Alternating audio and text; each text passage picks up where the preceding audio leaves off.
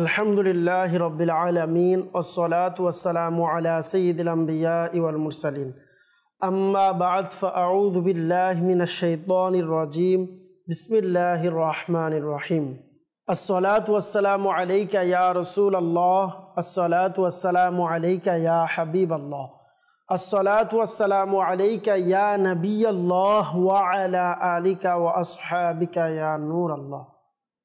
আলহামদুলিল্লাহ আজ্জা ওয়া জাল আমলের বুনিয়াদ অনুষ্ঠান থেকে আপনাদের সকলকে আরও একবার জানাই আন্তরিক শুভেচ্ছা ও অভিনন্দন। এই অনুষ্ঠানে আমরা নিয়ত সম্পর্কে যার ব্যাপারে বলা হয়েছে আমলের বুনিয়াদ হচ্ছে নিয়তের উপর, এই সম্পর্কে আমরা শ্রবণ করছি এবং নিয়তের গুরুত্ব এই কথা থেকেই যথেষ্ট বোঝা যায় যে হুজুর সাল্লাল্লাহু তাআলা আলাইহি সাল্লাম বলেছেন ইন্নামাল আমালু বিন্নিয়াত, অর্থাৎ আমলের মূল ভিত্তি, আমলের বুনিয়াদ হচ্ছে নিয়তের উপর। এই বিষয়কে সামনে রেখে আমরা যদি দেখি যেই কোনো কাজ করার পূর্বে ভালো ভালো নিয়ত করা উচিত এবং ওই নিয়তের মধ্যে সওয়াব বৃদ্ধি করার একটি উপায় হচ্ছে আমরা ভালো ভালো নিয়ত করব। যত বেশি ভালো নিয়ত করব তত সওয়াবের মধ্যে বৃদ্ধি পাবে। সেই জন্য আমরা আমাদের এই অনুষ্ঠান এর মধ্যে বিভিন্ন আমলের পূর্বে ভালো ভালো নিয়ত সম্পর্কে শ্রবণ করার সৌভাগ্য অর্জন করি। আলহামদুলিল্লাহ এই অনুষ্ঠানে আমরা ভালো ভালো নিয়ত সম্পর্কে জ্ঞান অর্জন করি, যাতে করে আমরা যে কোনো কাজ করি ওই কাজের পূর্বে যেন ভালো ভালো নিয়ত করে নিই।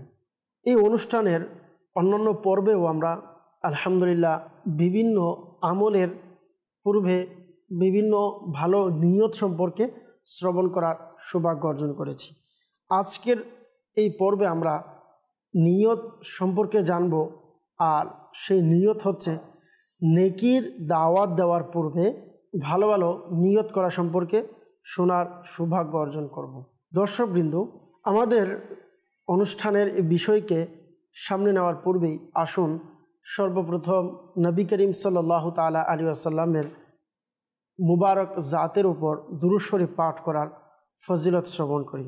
আখিরে নবী মুহাম্মদ আরবি হুজুরে পুন্নুর সাল্লাল্লাহু তাআলা আলাইহি ওয়াসাল্লাম ইরশাদ করেছেন, যে আমার উপর জুমার দিন দুরূদ শরীফ পাঠ করবে কিয়ামতের দিন তার শাফাআত নসিব হবে। সুবহানাল্লাহ, অর্থাৎ ওই ব্যক্তির শাফাআত আমি করব।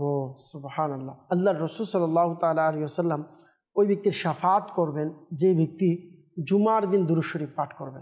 আসুন আমরা নিয়ত করি, এমনিও যে কোনো সময়ে সাধারণত দুরূদ শরীফ পাঠ করা উচিত। আসুন আমরা নিয়ত করি অসংখ্য দুরূদ শরীফ পাঠ করার, বিশেষ করে জুমার দিন চেষ্টা করব। মাদানী চ্যানেলের দর্শকবৃন্দ, দুরুদে পাক এটি এমন একটি ইবাদত যার জন্য কোনো দিন, কোনো ওয়াক্ত, কোনো সময় নির্দিষ্ট নয়। এটা ওই ইবাদত যেটা প্রত্যেক সময়ে মকবুল। হাদিসে মুবারাকার মধ্যে এর অনেক ফজিলত বর্ণনা করা হয়েছে। যেমন এই হাদিসে পাকের মধ্যেও আমরা শুনতে পারলাম যে নবী করিম সাল্লাল্লাহু তাআলা আলাইহি সাল্লামের শাফাআত নসিব হবে। সুবহানাল্লাহ। তো আপনিও চেষ্টা করুন দুরুদে পাক পাঠ করা নিজের দৈনন্দিন আমলের মধ্যে নিয়ে আসার, আর অধিক হারে দুরূদ শরীফ পাঠ করে তার বরকত অর্জন করার চেষ্টা করুন।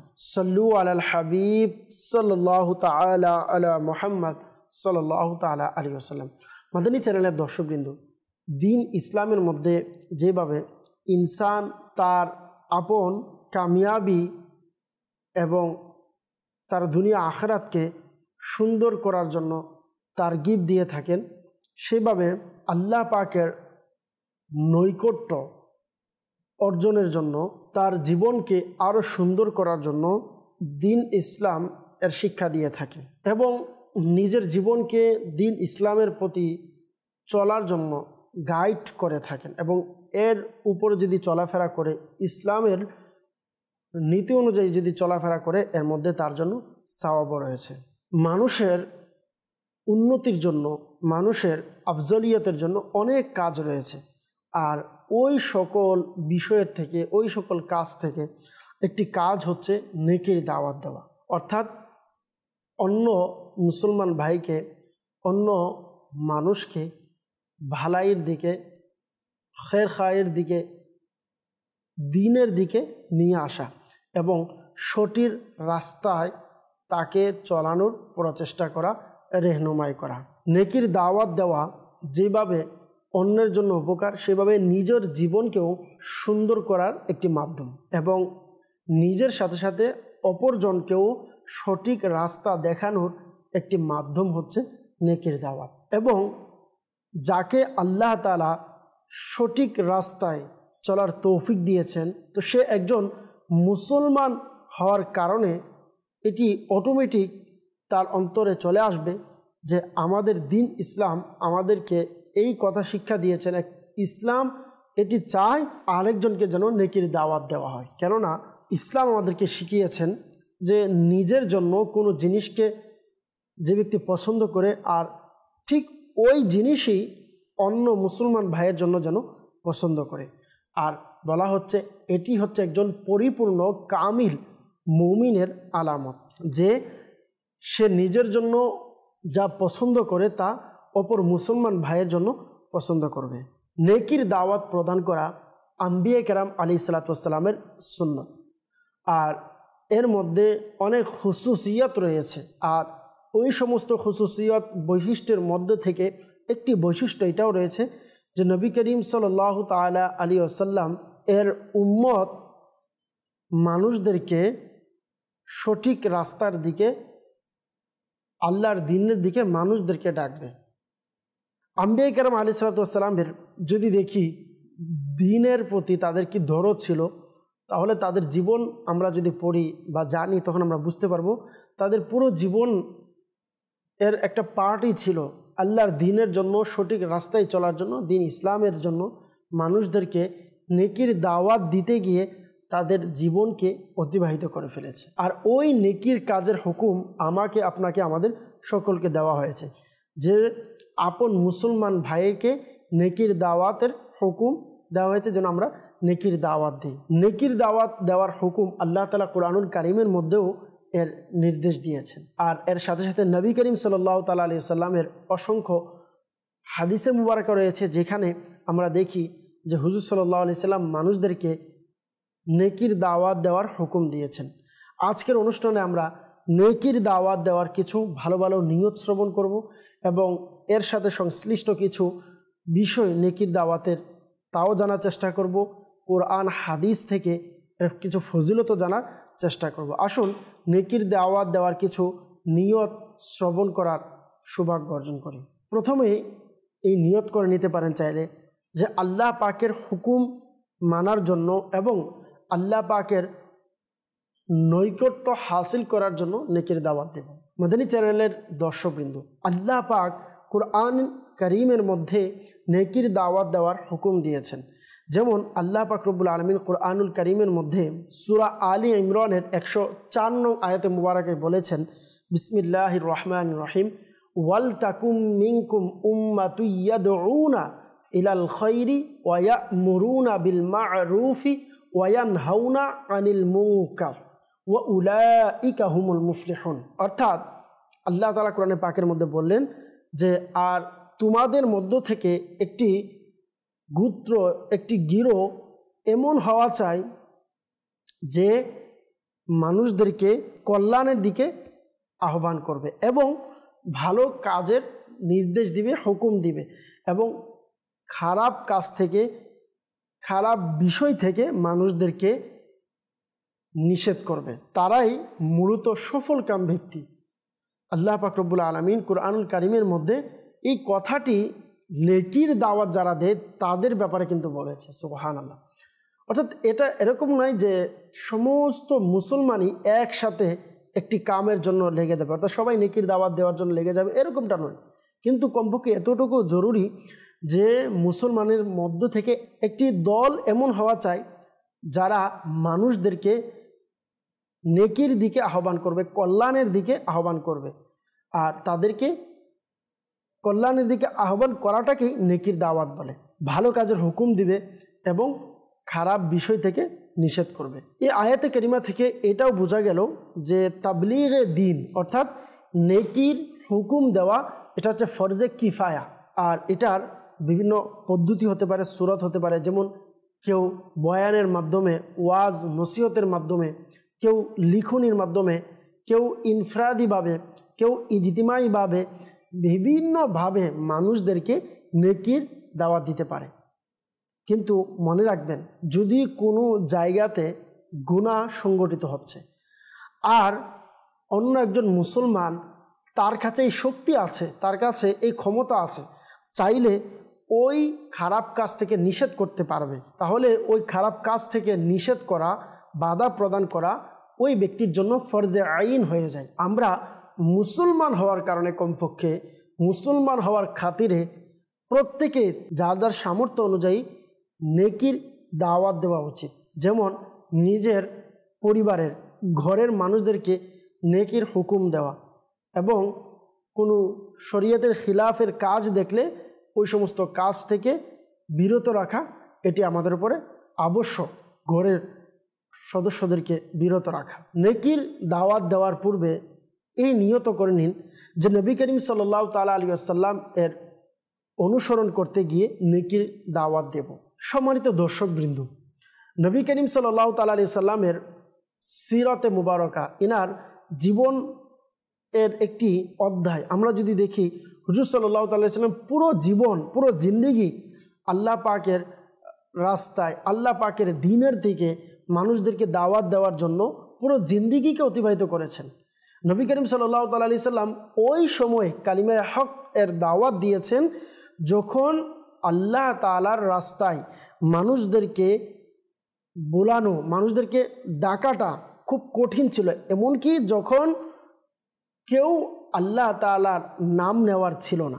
এটা ওই সময় ছিল যখন কাবায়ে মুআজ্জামার মধ্যেও অনেক মূর্তি ছিল, কাবা শরীফের মধ্যে এরকম অবস্থা ছিল।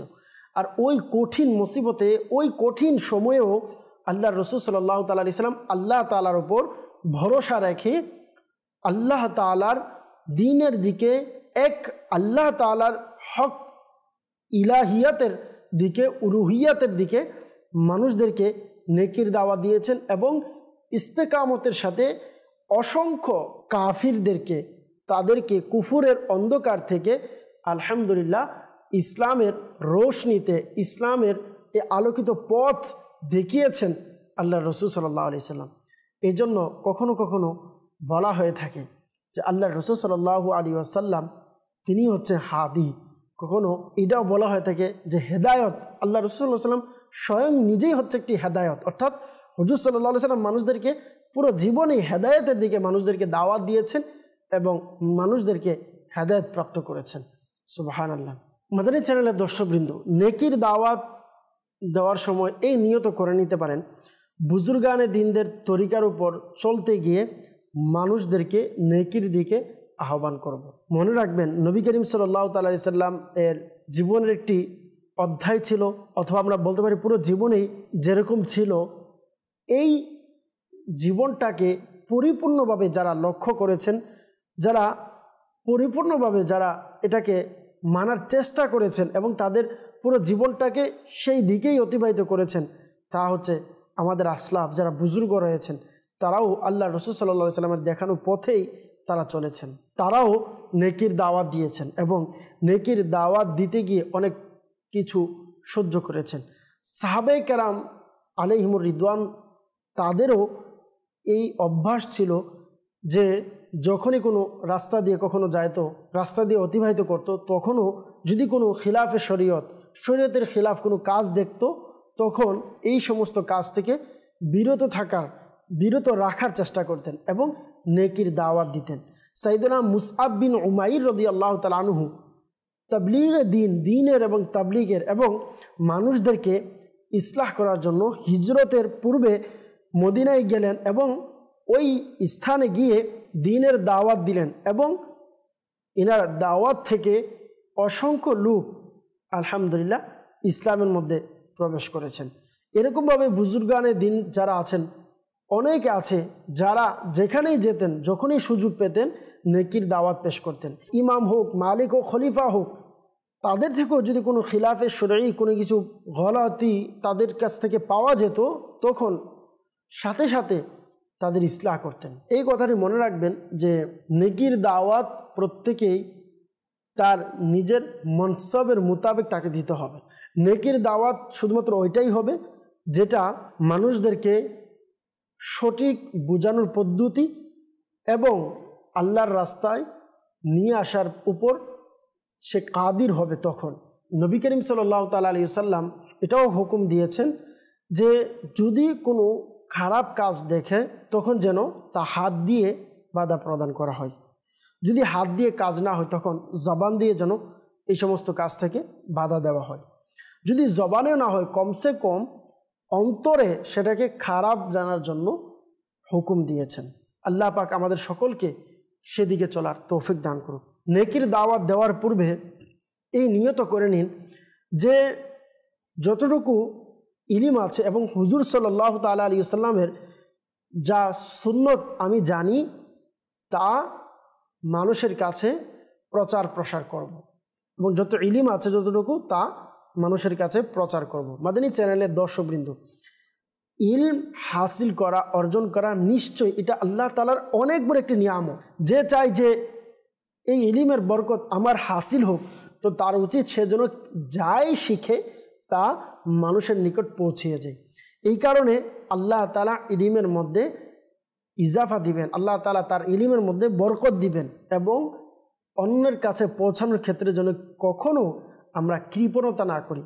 যেমন ইমামে আজম আবু হানিফা রাহমাতুল্লাহি তাআলা আলাইহি সম্পর্কে বলা হয়, মনকুল রয়েছে যে ইমামে আজম আবু হানিফা রাহমাতুল্লাহি তাআলা আলাইহির কাছে কেউ প্রশ্ন করেছিলেন কি যে আপনি এত বড় মর্তবায়, আপনি এত বড় একজন জ্ঞানী, এটা কিভাবে সম্ভব, আপনার এরকম মাকামের মধ্যে আপনি কিভাবে পৌঁছতে পেরেছেন?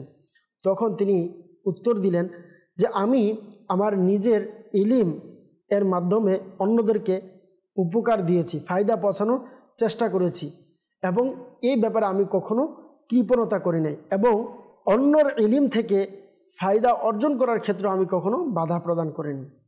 দর্শকবৃন্দ, মনে রাখবেন সম্পদ এটা দুই প্রকারের হতে পারে, একটি হচ্ছে ইলম, আরেকটা হচ্ছে ধন সম্পদ। মনে রাখবেন ধন সম্পদ এটা মানুষকে দেওয়ার কারণে কমে যায়। ধন সম্পদ কখনো আছে কখনো নেই। ধন সম্পদ মানুষকে ধ্বংস করে। ধন সম্পদ ডাকাতি করতে পারে, চুরি করতে পারে। আমি আপনাকে বলবো এমন একটি সম্পদ আছে যেটা কখনো কেউ ডাকাতি করতে পারবে না। এমন সম্পদ আপনি জোড়ান যেটা কেউ চুরি করতে পারবে না। এমন সম্পদ আপনি জোড়ান যেটা কখনো আপনি মারা যাওয়ার পরেও আপনার কবরে যাবে না। এটা এমন একটি সম্পদ, আর তা হচ্ছে ইলিম। জি হ্যাঁ, ইলিম এমন একটি সম্পদ যেটা আপনাকে নেকির কাজ করাবে। ইলিম এমন একটি সম্পদ যেটা কেউ ডাকাতি করতে পারবে না। ইলিম এমন একটি সম্পদ যেটা কেউ চুরি করতে পারবে না। ইলিম এমন একটি সম্পদ কেউ যদি আপনার গলায় ছুরি ধরেও বলে ইলিম দিয়ে দেওয়ার জন্য, সে নিতে পারবে না। ইলিম এমন একটি সম্পদ, আলহামদুলিল্লাহ ইলমে দ্বীন, এটি আপনাকে এই সম্পদ কবরে নিয়ে যাওয়ার জন্য সাহায্য করবে। এই সম্পদ আপনি কবরে নিয়ে যেতে পারবেন, আলহামদুলিল্লাহ এটি এমন সম্পদ। তো আলহামদুলিল্লাহ এই সম্পদ আপনি কিভাবে রাখবেন? আপনি যখন যা শিখবেন আরেকজনকে শিখান। আর এটা এমন একটি সম্পদ, যত বেশি মানুষকে দিবেন আপনার এই সম্পদ তত বেশি বাড়বে, কখনো কমবেই না। এক সেকেন্ডের জন্য কমবে না। আপনি দিলে শুধু বাড়বে, আপনি দিবেন বাড়বে, দিবেন বাড়বে। এটা হচ্ছে ইলম। দুনিয়ার সম্পদ বাহ্যিকভাবেও আপনি দিলে কমে যাবে, কিন্তু এটা কখনো কমবে না। এটা হচ্ছে এমন সম্পদ। আল্লাহ তাআলা আমাদের সকলকে নেকির দাওয়াত দেওয়ার মাধ্যমে ইলমে দ্বীনের চর্চা করার তৌফিক দান করুক। আল্লাহ রাসূলের হাদিসে মুবারকা, বাল্লিগু আন্নি ওয়ালাউ আয়া, আমার পক্ষ থেকে একটি আয়াত হলেও পৌঁছিয়ে দাও। এই যে আল্লাহ রাসূলের হাদিসে মুবারকা, এটি আমি আপনি যদি না করি কে করবে? আল্লাহ তাআলা বোঝার তৌফিক দান করুক। এবং নেকির দাওয়াত দেওয়ার পূর্বে এই নিয়ত করতে পারেন যে আমাকে এবং অপর মুসলমান ভাই যারা আছে এই নেকির দাওয়াত দিয়ে ফায়দা পৌঁছাবো, অর্থাৎ আমি নিজেও তার থেকে ফায়দা অর্জন করতে পারবো এবং আরেকজনকেও তাতে ফায়দা দেওয়ার চেষ্টা করব। এই নিয়ত আমরা চাইলে করতে পারি। আল্লাহ পাক আমাদেরকে বুঝার তৌফিক দান করুক। কেননা হুজুর সাল্লাল্লাহু আলাইহি ওয়াসাল্লাম ইরশাদ করেছেন, তোমাদের মধ্যে যে কেউ নিজের আপন ভাইকে উপকার পৌঁছাতে চায় বা উপকার পৌঁছাতে পারে, তাহলে সে যেন উপকার পৌঁছায়। তো মুসলমান ভাইয়ের পেরেশানি দূর করা, কোনো মুসলমানকে ক্ষুধার্তকে খাবার দেওয়া, কোনো মুসলমানের জরুরতকে পূরণ করা, তাকে টাকা কর্জ দেওয়া, এই সমস্ত কিছু উপকার দেওয়া বা উপকার পৌঁছানো। এরকমভাবে নিজের মুসলমান ভাইকে নেকির দাওয়াত দেওয়াটা, যাতে করে সে নেকির কাজের মধ্যে লেগে যায়, এটাও মুসলমান ভাইকে উপকার পৌঁছানোর মতো। হাদিসে মুবারাকার মধ্যে রয়েছে না, খৈরুন নাসি মাইয়ানফাউন নাস, তোমাদের মধ্য থেকে সর্বোত্তম মানুষের মধ্যে ওই ব্যক্তি যে মানুষকে উপকার পৌঁছাতে পারে। ওয়াযাক্কির ফাইন্না যিকরা তানফাউল মুমিনিন, আমার আপনার কাজ হচ্ছে চেষ্টা করা মুসলমান ভাইকে নেকির দাওয়াত দেওয়া। কেন? আল্লাহ তাআলা বললেন যে মুসলমানকে নেকির দাওয়াত দেওয়া, বুঝানো, ফাইন্না যিকরা তানফাউল মুমিনিন, বুঝাও, নিশ্চয় বুঝানোটা তানফাউল মুমিনিন, মুসলমান মুমিনকে উপকার দেয়। সুবহানাল্লাহ। এই জন্য আমাদেরকে নেকির দাওয়াত দেওয়া চাই। নেকির দাওয়াতের পূর্বে এই নিয়ত করা যায়, নেকির দাওয়াতের কারণে যে সমস্ত কষ্ট আমার আসবে তা আমি ধৈর্য ধারণ করব। অনেক সময় নেকির দাওয়াত দেওয়ার কারণে অনেক লোক অনেক কষ্ট দিয়ে থাকে, অনেক রাগ দেখিয়ে থাকে, অনেক উল্টাপাল্টা প্রশ্ন করে থাকে, অনেক কিছু বলে থাকে। তো ওই সময়ে খেয়াল রাখবেন, বুজুর্গানে দিন যারা আছেন, বিশেষ করে আল্লাহর রাসূল সাল্লাল্লাহু আলাইহি সাল্লাম, ইনার জমানায়ও অনেক কষ্ট দিয়েছেন, কিন্তু হুজুর সাল্লাল্লাহু আলাইহি সাল্লাম ধৈর্যের সাথে নেকির দাওয়াত দিয়েছেন। কখনো পাথর খেয়েছে নিজের উপরে, কখনো নামাজের মধ্যে হুজুর সাল্লাল্লাহু আলাইহি সাল্লামের শরীরের উপরে বুড়ি উপরে দিয়ে দিয়েছেন, কখনো আবার দাড়িতে টানাটানি করেছেন, কখনো বাচ্চাদেরকে দিয়ে, মানুষদেরকে দিয়ে আল্লাহ রসুলকে কষ্ট দেওয়ার চেষ্টা করেছেন, কিন্তু আল্লাহ রসুল সাল্লাল্লাহু আলাইহি সাল্লাম তখনও নেকির দাওয়াত ছাড়েনি। ঠিক সেভাবে যদি আমরা দেখি বর্তমান জমানায় কিবলা শাইখে তরিকত আমির আহলে সুন্নাত, ইনিও অনেক বড় উদাহরণ আমার আপনার জন্য। কিবলা শাইখে তরিকত আমির আহলে সুন্নাতও মানুষের কাছে অনেকের কাছ থেকে মার খেয়েছেন, অনেকের কাছ থেকে গালি খেয়েছেন, অনেকের কাছ থেকে ধাক্কা খেয়েছেন, অনেকের কাছ থেকে খারাপ কথা শুনেছেন, কিন্তু তখনও কিন্তু ধৈর্যের সাথে নেকির দাওয়াতের কাজ করে গিয়েছেন। আর ওই ওলিয়ে কামিলের প্রচেষ্টা আজকে পুরো পৃথিবীর মধ্যে নেকির দাওয়াতের কাজ চলছে। আজকে আপনি, আমি, আমাদের সবার আজকের এই সুন্দর ব্যবস্থা মাদানী চ্যানেল, এই যে নেকির দাওয়াতের কথাবার্তা দেখা বা আপনি শোনার সৌভাগ্য পাচ্ছেন, এই সমস্ত কিছু কার বদৌলত? আমরা যদি দেখি, এটি এমনিতেই আসেনি, এর পিছনে অনেক বড় মহান ওলিয়ে কামিলের মহান কামিল এক কুরবানি রয়েছে, আর তা হচ্ছে কিবলা শাইখে তরিকত আমির আহলে সুন্নাত। ইস্তেকামতের সাথে কাজ করে গিয়েছেন। আলহামদুলিল্লাহ, আজকে দেখতে দেখতে পুরো দুনিয়াতে দ্বীনের ঢঙ্কা বাজাচ্ছে কিবলা শাইখে তরিকত আমির আহলে সুন্নাত।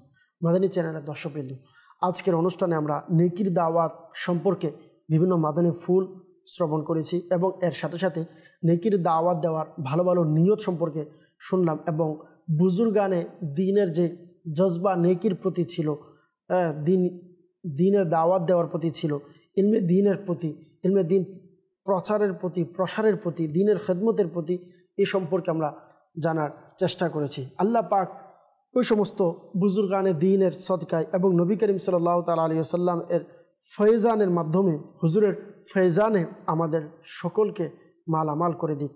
আল্লাহ পাকের নিকট দোয়া, আল্লাহ পাক আমাদের সকলকে দ্বীন ইসলামের ওপর ইস্তেকামত দান করুক এবং নেকির রাস্তার ওপর চলার এবং অপরকে নেকির দাওয়াত দেওয়ার তৌফিক দান করুক। আমিন। বিজাহিন নবিয়্যিল আমিন সাল্লাল্লাহু তাআলা আলাইহি ওয়াসাল্লাম। সাল্লু আলাল হাবিব সাল্লাল্লাহু তাআলা আলা মুহাম্মদ সাল্লাল্লাহু তাআলা আলাইহি ওয়াসাল্লাম।